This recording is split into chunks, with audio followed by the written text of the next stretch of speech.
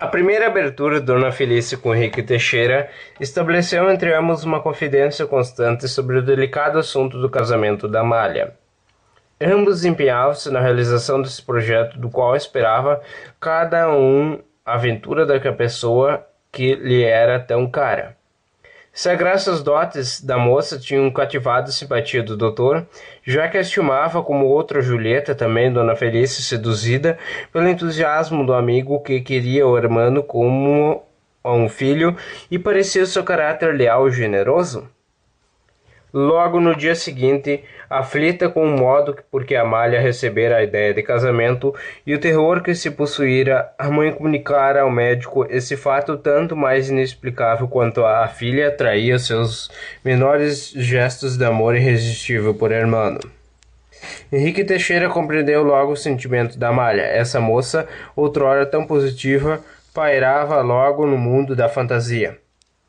Diz que Julieta vivia para o marido e acompanhava ainda e sempre. Esse marido não era para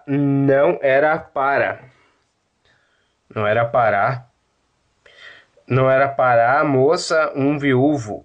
E seu casamento com outra mulher seria um crime, um adultério. Não pareceu prudente ao médico explicar a Dona Felícia que influíra realmente por um âmbito da filha e evitou de tocar em qualquer particularidade da vivez do amigo que não assustara a senhora.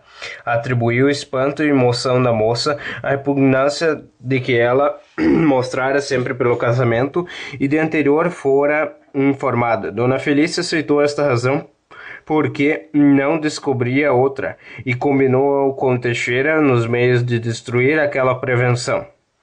Deviam começar por estabelecer relações entre dois apaixonados. As senhoras o chamava assim, na convicção que estava de que hermano não podia deixar de ter por Amália um amor ainda mais veemente de que soubera inspirar a filha.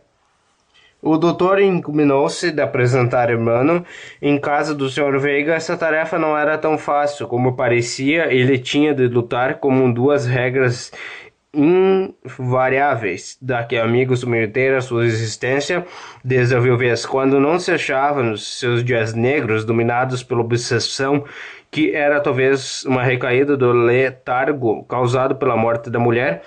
O hermano frequentava a sociedade e concorria aos divertimentos como no seu tempo de casado.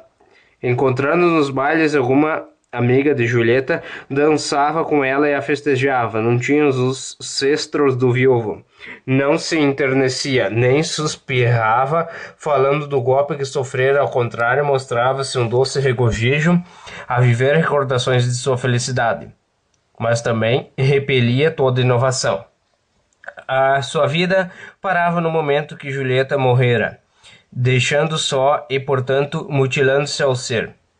O que fazia depois disso não era mais viver, e sim reviver o passado, e remontar o curso dessa resistência dupla, que absorvera sua individualidade. Não tinha relações de amizades que fossem daquele tempo. Se o acaso punha em contato com outras pessoas, tratava-se sempre como estranhos e não guardava lembrança de seus nomes nem de fisionomias desconhecidas. Não visitava a família que não tivesse frequentado com a mulher. Henrique, portanto, contava que por primeiro impulso do amigo seria a recusa formal de acompanhá-lo à casa do Sr. Veiga e cogitava pretextos para induzi-lo a demover-se, uma vez que inabalável resolução em todas as conversas acerca de hermano, Amália tinha pedido ao doutor que fizesse o retrato de Julieta e nessa ocasião lhe dissera que outrora, bem menina, a tinha visto muitas vezes, mas não se podia lembrar da fisionomia. Henrique também não se lembrava senão dos cabelos negros e da altura da tez. Do mais, não reparava ele senão da graça que envolvia e iluminava toda a pessoa de Julieta, de sorte que Amália nada colheu além do que sabia. Sobre essas circunstâncias que a moça lhe referia de sua meninice, o médico propôs abordar um conto que lhe despertasse a curiosidade de hermano. Falou da vizinha que lembrava muito de Dona Julieta, imaginou entre ambas uma semelhança que não a podia comprometer de sua opinião.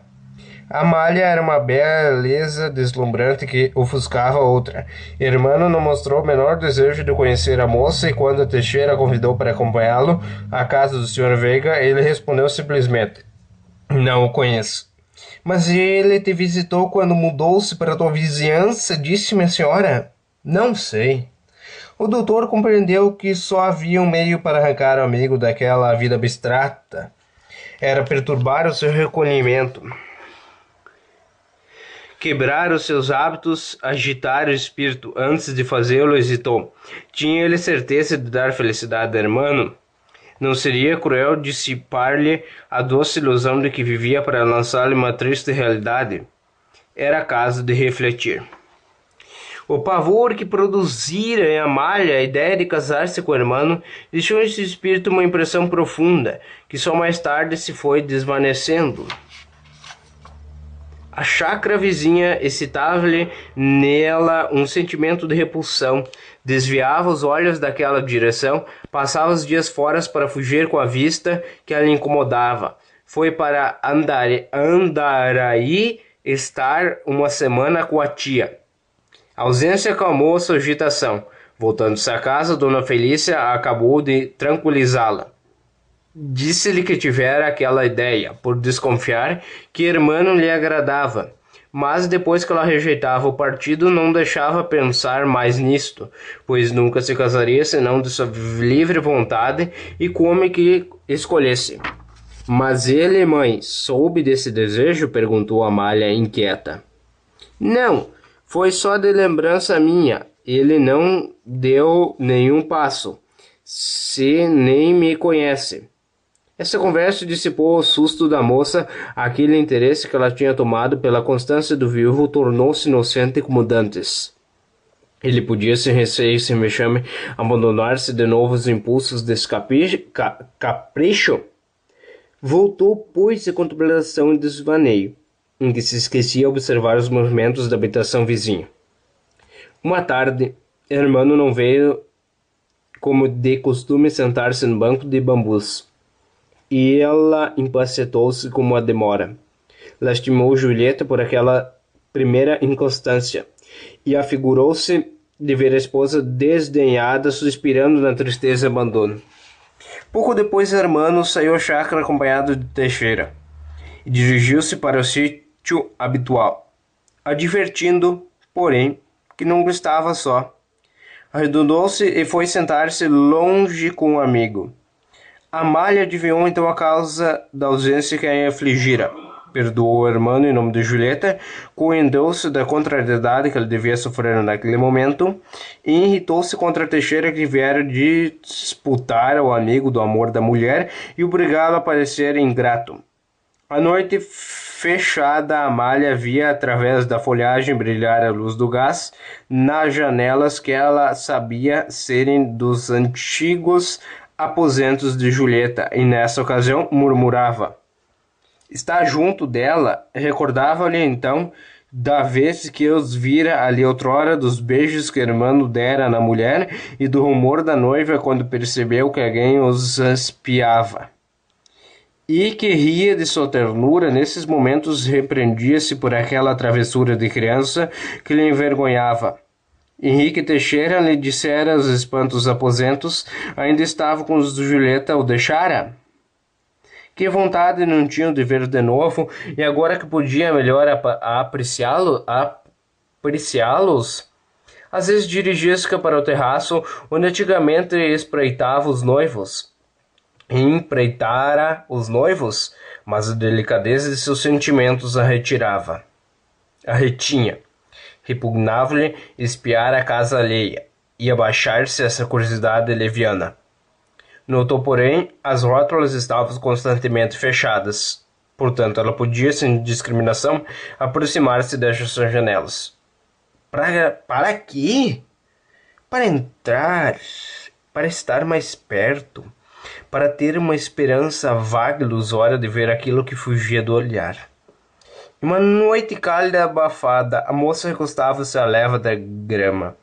Fadigava como de costume. Seus belos olhos distinguiram uma das sombras fugitivas e confusas que se agitavam por dentro das venezianas.